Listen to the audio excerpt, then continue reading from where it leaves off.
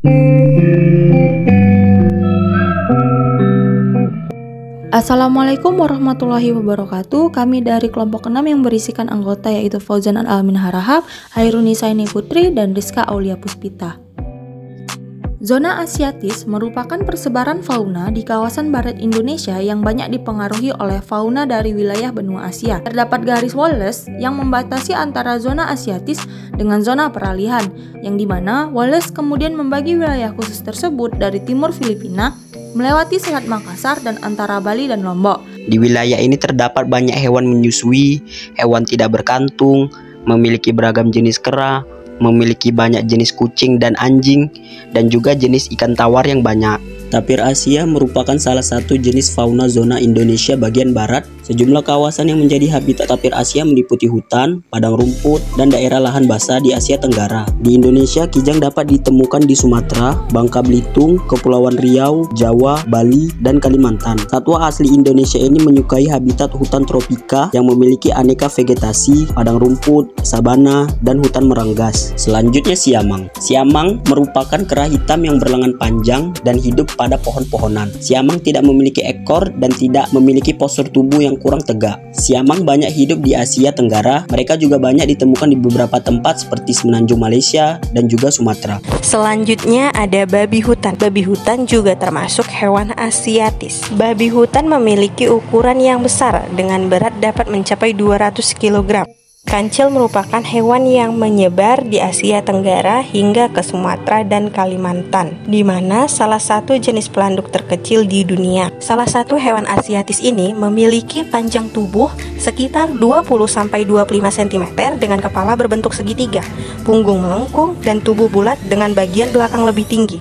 Terenggiling Jawa adalah spesies terenggiling yang paling banyak tersebar di Asia, dan persebaran hewan mamalia ini sebagian besar ada di kawasan Asia Tenggara, termasuk di sejumlah wilayah di Indonesia.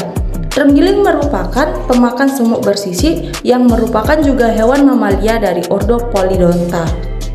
Adapun jenis ikan pada zona Asiatis adalah ikan yang hidup di air tawar seperti pesut mahakam yang memiliki ciri-ciri mirip seperti lumba-lumba. Daerah sebaran yang sangat terbatas di Indonesia, satwa ini merupakan satu-satunya jenis lumba yang ditemukan hidup di perairan air tawar. Flora di kawasan barat memiliki corak yang sama dengan flora Asia atau dinamakan Asiatis. Jenis flora ini bisa ditemukan di Pulau Kalimantan, Sumatera, dan Jawa. Pohon-pohon ini membentuk tajuk yang terdiri dari banyak lapisan dan biasanya memiliki tinggi 45 meter dan akan meninggi setiap tahunnya. Berikutnya kantong semar. Kantong semar merupakan tumbuhan yang termasuk golongan insektivora. Tumbuhan insektivora merupakan tumbuhan yang memakan serangga dan hewan kecil. Tanaman ini biasa hidup di hutan hujan tropis di daerah dataran rendah, hutan pegunungan, hutan gambut, hutan kerangas, gunung kapur, dan juga padang sapana.